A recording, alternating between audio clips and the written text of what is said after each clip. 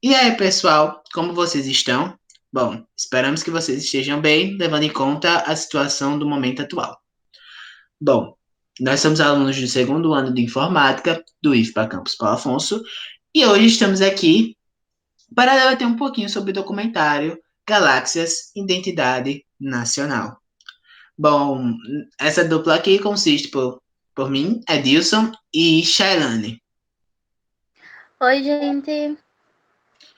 Bom, hoje estamos para debater e vamos começar. Bom, o foco em si do documentário é sobre a identidade nacional brasileira. Qual é a identidade nacional do Brasil? O que é ser brasileiro?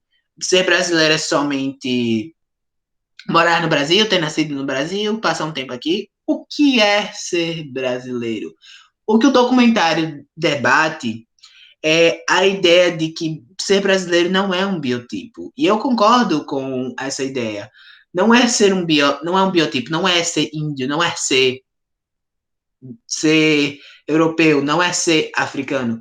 É muito mais que isso, é uma mistura de cultura, de tradições, é uma coisa muito mais ampla. Essa é uma mistura que se derivou dos invasores portugueses, dos africanos escravizados e dos nativos indígenas que também foram escravizados. É, Veio dessa mistura de tradições, de técnicas, de musicalidade, de dialeto, de expressões, de tradições, de hobbies. Foi uma mistura. O brasileiro é uma mistura. Também teve contribuições de outros povos imigrantes posteriormente. Porém, esses três povos, os invasores europeus, os africanos escravizados e os nativos indígenas que também foram escravizados, são os principais. Porém, a porcentagem de colaboração entre os três é diferente. A gente pode perceber que os africanos e os indígenas tiveram uma taxa de contribuição maior dentro da cultura, na mistura, dentro dessa cultura, mistura do Brasil, muito maior que a dos europeus. E a gente, pelo menos eu vi que assim, um marco onde começou toda essa busca pela identidade nacional foi no primeiro reinado, onde teve aquela tentativa vinda de Dom Pedro I para criar assim uma nação, né? Para criar esse projeto de nação, que não foi muito bem vista pelas províncias, que teve todas aquelas revoltas e tudo mais, que eles não se sentiam presentes, não se sentiam não achavam que eles faziam parte desse projeto de nação. Porque a gente sabe, né, que quando esses dominantes eles falam em unificar uma nação, eles querem impor a visão deles de mundo, eles querem impor a cultura deles. Então, uma das, pelo menos para mim, uma forma que eu vi de construção de identidade, uma das primeiras formas foi aí no primeiro reinado. No período inicial, também eu vi muito isso, que teve a construção do IHGB, que é o Instituto Histórico e Geográfico Brasileiro, onde essa instituição de incentivar a pesquisa ela é uma das mais antigas do Brasil e foi criada para fomentar a pesquisa sobre a história do Brasil. Então, essa teve uma grande influência, essa instituição teve uma grande influência para contribuir nesse sentimento de nação, para que todos tivessem esse sentimento de nação, para que fosse mais fácil esse processo de unificação. Além disso, é muito legal a gente notar sobre antes do momento do primeiro reinado, antes da criação dessa ideia de identidade nacional, a gente percebe o momento da mistura, o momento em que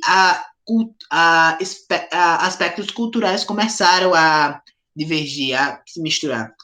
Por exemplo, no momento em que os invasores portugueses tinham que ter um controle maior sobre o território brasileiro, pois eles, além de ter os nativos indígenas que estavam fazendo frente contra eles, eles tinham os africanos escravizados para ter um controle maior, para ter um comando maior, para saber como administrar tudo isso diante do vasto território brasileiro,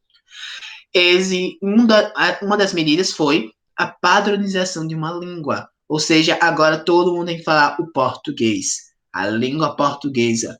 É isso, todo mundo tem que se comunicar por isso. E nesse momento a gente consegue ver que agora todos os povos falando uma língua, eles vão ter um resquício da sua língua original dentro dessa nova língua que está falando.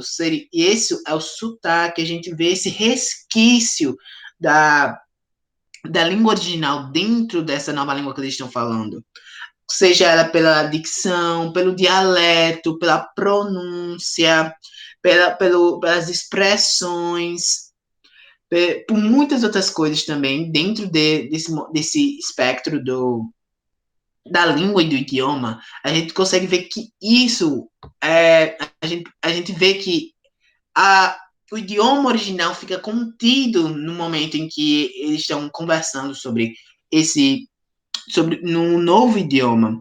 Até é possível a gente perceber isso até hoje no Brasil, por exemplo, na região sul, onde foi recebida o maior número de imigrantes, por exemplo, italianos, alemães e portugueses.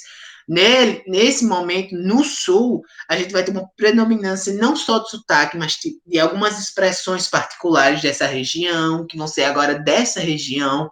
Vamos ter dialetos, o sotaque muito forte dessa mistura. Agora, isso é bem diferente da região norte. Da região norte, não houve tanta penetração dos imigrantes pela condição geográfica, pelas essas questões, porque é uma floresta muito densa, uma fauna muito grande. Então, a gente percebe que as línguas indígenas foi onde estabeleceu o primeiro contato do português. Mas até hoje existem muitas línguas indígenas que continuam ainda quase acabadas, mas ainda continuam nessa região. E também em outras. Mas no norte em específico, a gente consegue ver que boa parte do português tem esse resquício das línguas indígenas. A gente pode ver isso, é notório.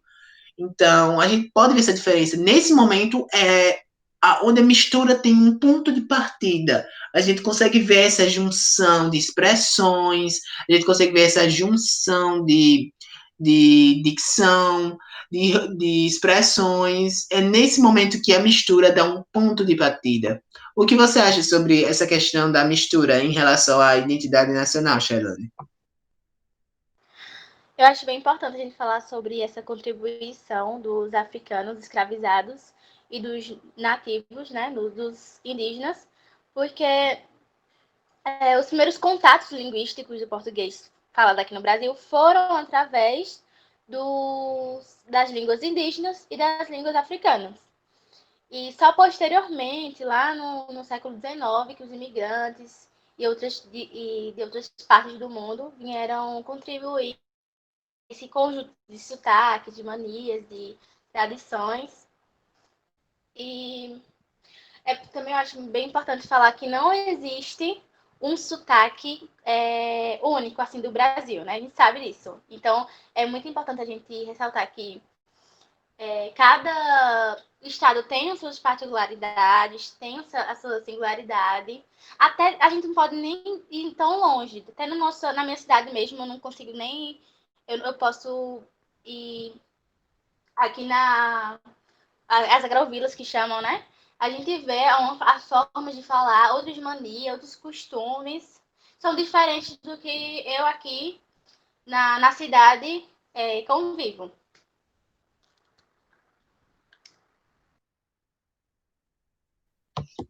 Realmente, dentro das cidades, principalmente em metrópoles e em cidades pequenas, a gente vê essa diversificação de sotaques.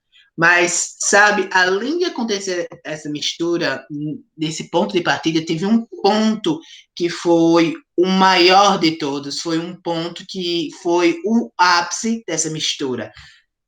foi no momento na segunda década do século XX, onde o modernismo atinge o Brasil, onde o modernismo explode aqui. Ele veio com a ruptura do passado. Porque antes, se alguém perguntasse, você poderia me dizer algumas características da cultura brasileira? E eu ia ser basicamente um cosplay da cultura europeia. Mas agora o modernismo veio para quebrar isso. Ela veio para quebrar essa ideia de são a cultura, a literatura, a dança, a música é uma única coisa, derivada de uma única coisa. Agora a gente tem a junção da musicalidade, a junção de hábitos, a junção de costumes de diferentes povos, formando uma cultura brasileira. A gente tem uma mistura nesse momento, tem um ápice, a gente vê isso muito na literatura, a gente vê isso muito na música, na mistura de métricas, de musicalidades, de técnicas. A gente vê que no modernismo foi onde aconteceu essa explosão da mistura. E hoje a gente tem, por exemplo, assim, o modernismo ele veio para meio que separar o Brasil assim de outros países para que ele tivesse o seu próprio, assim, sua própria luz, sua própria cultura, não que já, né, voltando e falando que o Brasil não tem uma cultura só. E o futebol também teve a sua contribuição para dar um título assim para o Brasil. É tanto que hoje a gente chama os estrangeiros e a gente aqui, os brasileiros também chamam o Brasil do país de futebol. Então, o Brasil também é lembrado por um lugar muito alegre, por conta das festividades, né? Carnaval.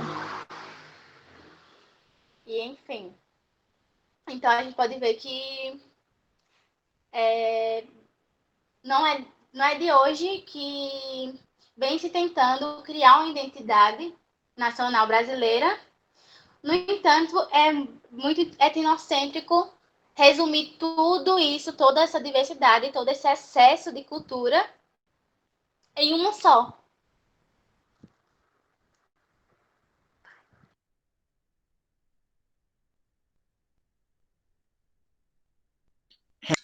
Nesse momento, o que está acontecendo é uma homogeneização.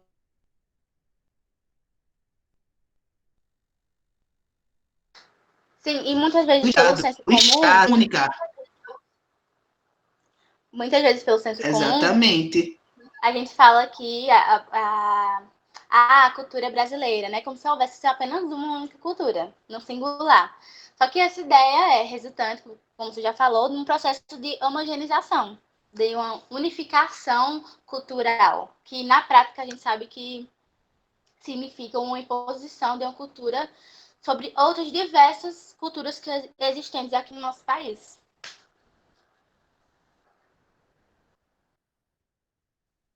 E o próprio Estado, que dentro da lei a gente tem dentro da lei a gente tem na teoria dizendo que a gente tem respeito às diversidades culturais, porém o próprio Estado que deveria defender e verificar isso, está criando um processo de homogeneização nisso.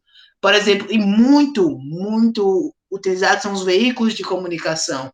A gente pode perceber isso em reportagens, a gente pode perceber isso em anúncios, a gente pode perceber isso até no momento atual que está acontecendo, são fake news, que muitas vezes essas fake news são propriamente criadas pelo Estado para ter esse controle dentro, para ter esse controle das pessoas, para ter essa influência dentro das pessoas, para ter essa homogeneização.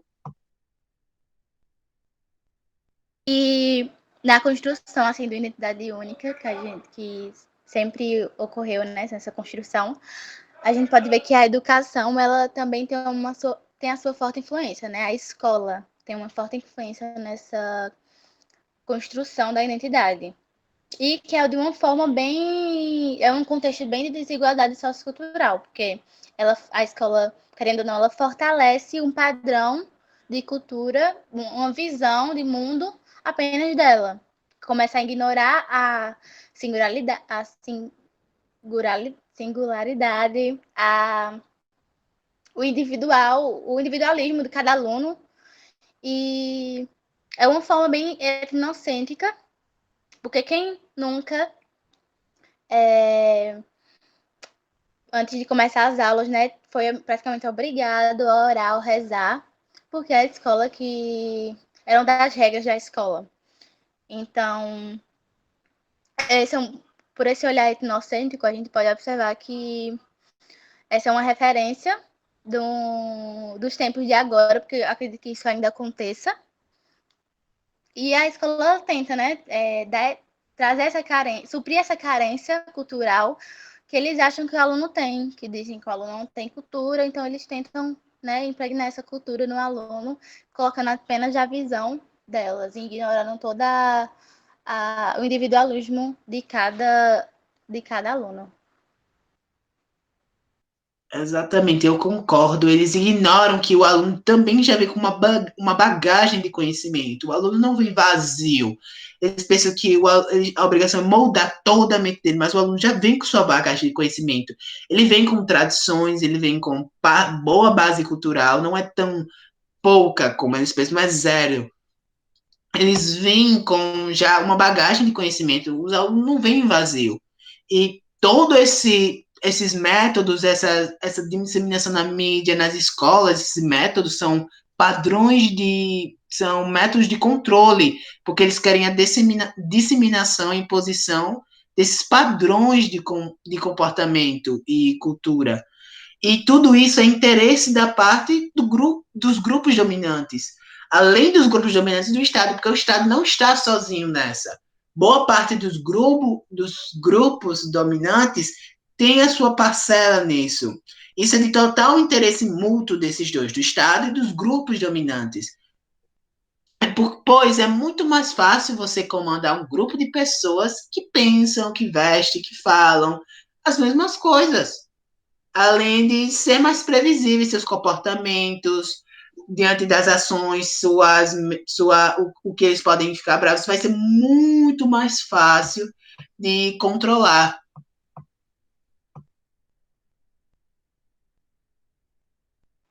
Então, exatamente. Eu queria só adentrar um artigo que eu vi muito interessante que falava, o título é África nos genes do povo brasileiro, para falar da importância de lembrar que os africanos que foram escravizados dos indígenas, que eles tiveram na formação do povo brasileiro. A gente não pode ignorar isso, que apesar de não ser muito falado, a gente tem que, com esse avanço, né, da tecnologia, das crianças e adolescentes conseguirem ter mais voz e ter mais conhecimento sobre coisas que antes eram veladas. Então, é muito importante a gente começar a falar sobre essas coisas.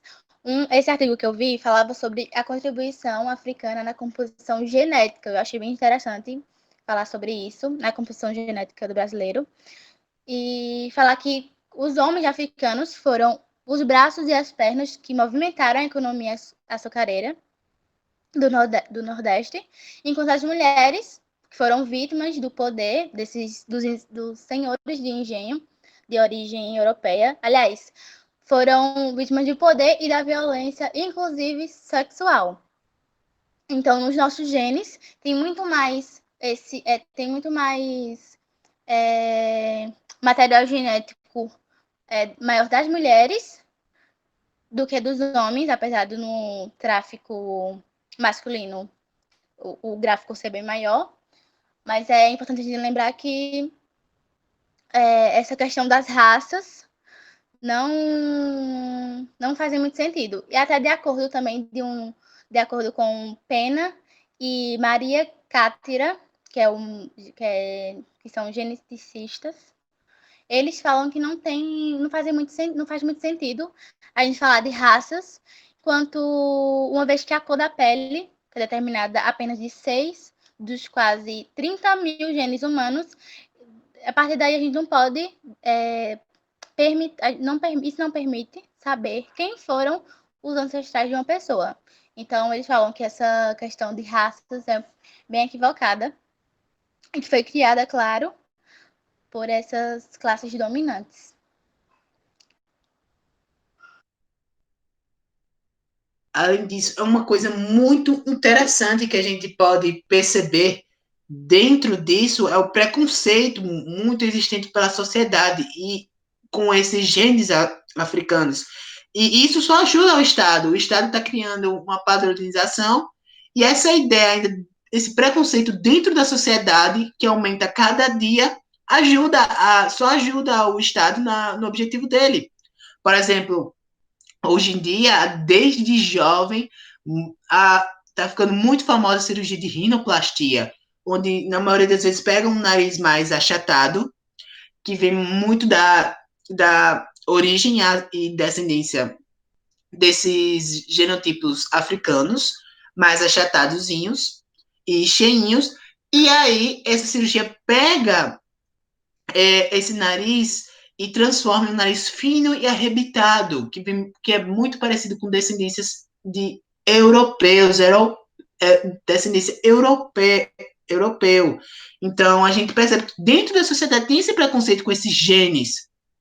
A gente percebe que esse preconceito só ajuda o Estado, porque é justamente o que o Estado quer, enquanto dentro da sociedade acontece esse preconceito, eles não precisam se esforçar tanto em manipular as pessoas pelos meios de comunicação, porque a sociedade já está fazendo isso por ele.